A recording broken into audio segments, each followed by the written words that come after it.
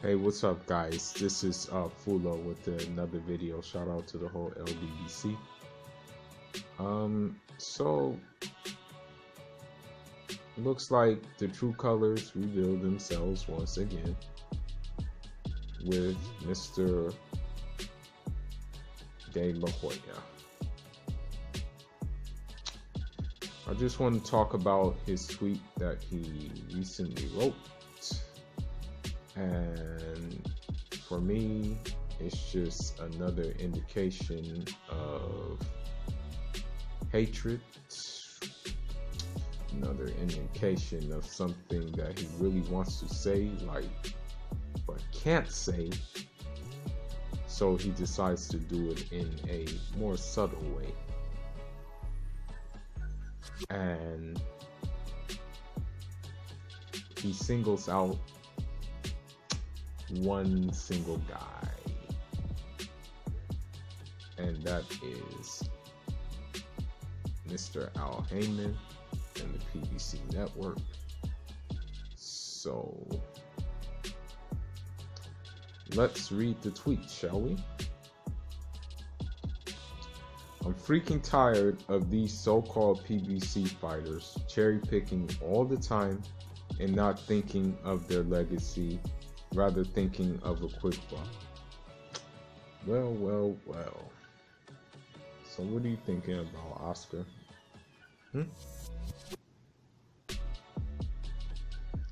Was Canelo's move to the zone and Canelo fighting a guy who makes pizzas up the street from my house, was that a legacy move, or was that a move for a quick buck? Give me an answer if you listen to this this video. So here we are again, and we're seeing the cherry picking on his behalf. The thing that I dislike about Oscar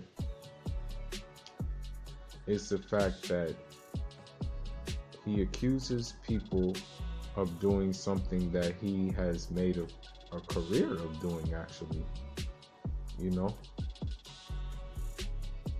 And let's just take the example right now of the fighters he's pairing Canelo with. He's pairing Canelo with a guy that we've never heard of, a guy who got stopped in the first round of his fight against Callum Smith, and a guy who's not really even holding a real belt, basically. Let's also talk about the fact that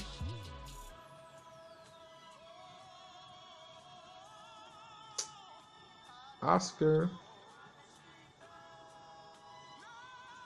was always thinking about a quick buck with Canelo. I mean, that's why he paired him with Liam Smith and James Kirkland, because he knows that fans of nationality and fans that are not fans of the sport of boxing would pay for that. So again, this is just showing that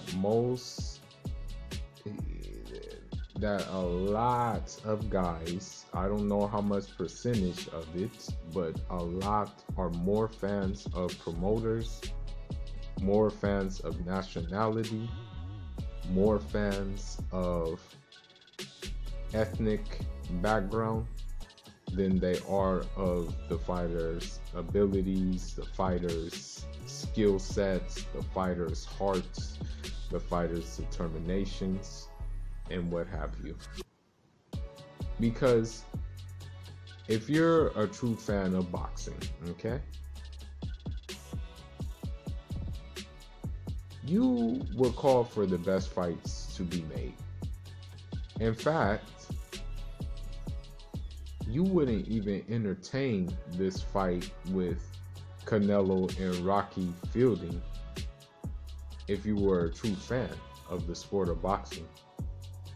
In fact, you will probably boycott that fight, and be like, no, I'm cool. I'm not going to give my dollars up for that crap. So, again, you're not a fan of boxing, you're a fan of fighters, nationality, you're a fan of fighters, ethnic group. Me personally, I understand that.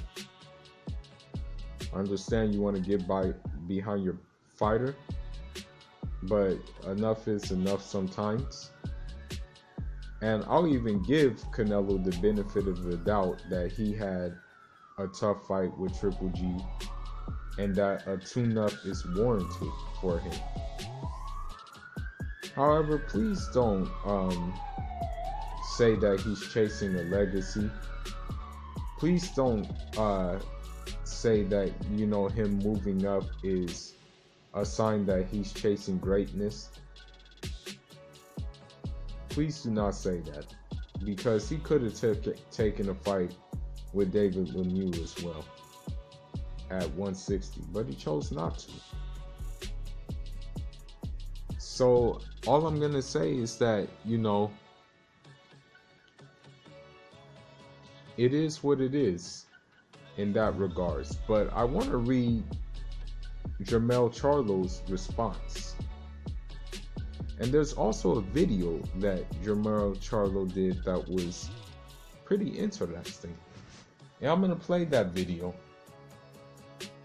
But let's read what Jermell Charlo said.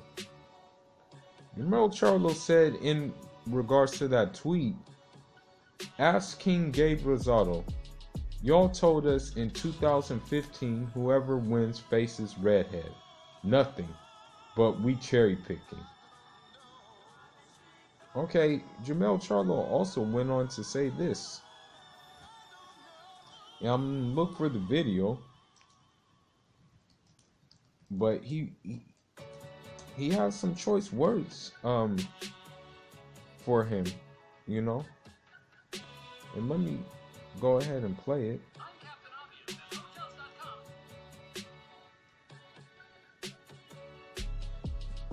But it's very telling what he says.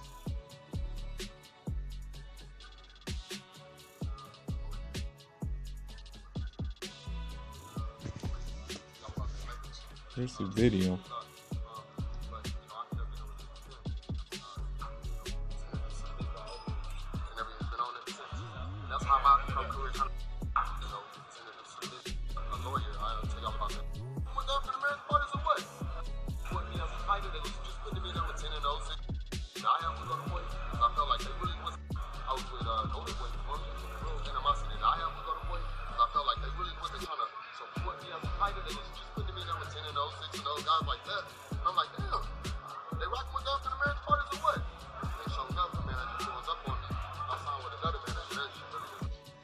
Keyword,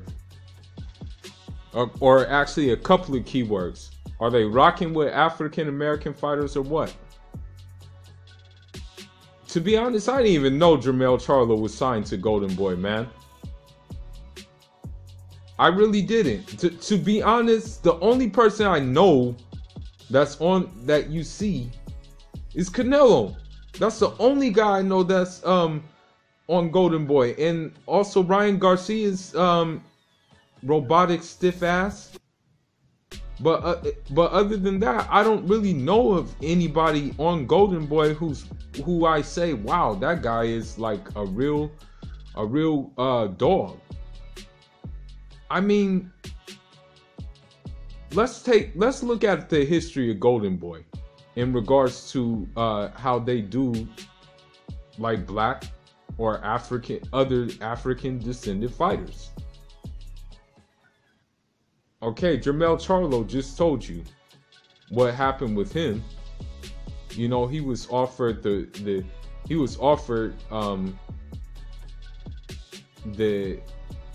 the promises of, okay, you beat this guy, you get Canelo, this, that, and the other. Never happened.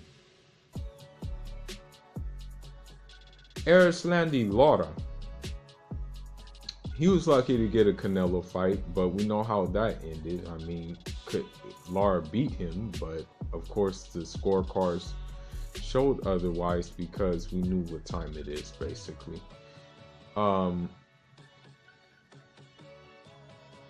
But during the build-up of the fight, okay, I didn't know Erislandy Lara was still on Golden Boy. Because when you look at the Showtime All Access, you will swear that just Canelo was on Golden Boy at the time, because that's all who Oscar was seeing. I mean, he didn't visit Lara once, and that's his fighter. I didn't know King Kong was on Golden Boy. You would never guess. Like, honestly, like, and here's Jermell telling you how it is. You know, he's letting us know. To be honest, I never paid for another Golden Boy fight after those racist emails came out, because Oscar De La Hoya, he never tried to, you know, like, clear up his name. He never tried. So, he's not getting a cent from me. DAZN's not getting a cent from me either. You know, again, it's a nationalistic thing because I've written things about this issue, and the responses I get are from, of course, mostly Mexicans and the like thereof. And then you hear them say, "Oh, DAZN's such a great app. This app is excellent." And you only heard that after Oscar sealed the deal with Canelo going to DAZN. So for me, man, I already know what time it is with Oscar. I already know what time it is with Eddie Hearn. I already know what time it is with Bob Arum, man. And I'm a straight shooter. I just call it how I see it. And that's another thing about the whole tweet. He didn't mention not any other stable besides PBC. He didn't mention the cherry picking going on at Top Rank. I mean, he didn't mention that that the two marquee stars of Top Rank, Lomachenko and Terence Crawford, are being spoon-fed their next opponents. He didn't say anything about that. No, he had to single out PBC fighters. Why? Because PBC fighters are majority black. That's it. That's the reason. And then these fanboys will accuse you of being racist, accuse you of race baiting, when their promoter is showing patterns. When the promoter showed patterns of unfair treatment. So just, I mean, they need to really chill out themselves. That's all I got to say about that. You know, they need to get over their emotions because of the simple fact that it is what it is, man. And for me, Oscar needs to just shut up. I mean, he talks too much. He talks way too much. I mean, he needs to worry about his side of the fence. That's what it is. He needs to worry about his fighters and getting them good fights instead of worrying about someone cherry picking when he's cherry picking. And he has a history of cherry picking. You know, I would not be surprised if Canelo's next fight after this Rocky Fielding is a guy like it's another unknown UK guy or something like that, you know. But I'm gonna stop this, but I just had to say these things because of the simple fact that you accuse someone of doing something that you have a history of doing yourself. It's like ridiculous, man. And then you have fans who like and support him in this regards. So their true colors come out. Their love for seeing one of their own in a high position comes out, rather than seeing the best fights. You know, they actually like promoters more than they do actual good fights. And that's why I find funny. Leave your comments. Let me know what you think of his tweet. Let me know if you think he's let me know how you feel about him. Let me know if you think he's still on cocaine. Let me know if you think he's not kicked the habit yet. And I'm off until the next one. Yeah,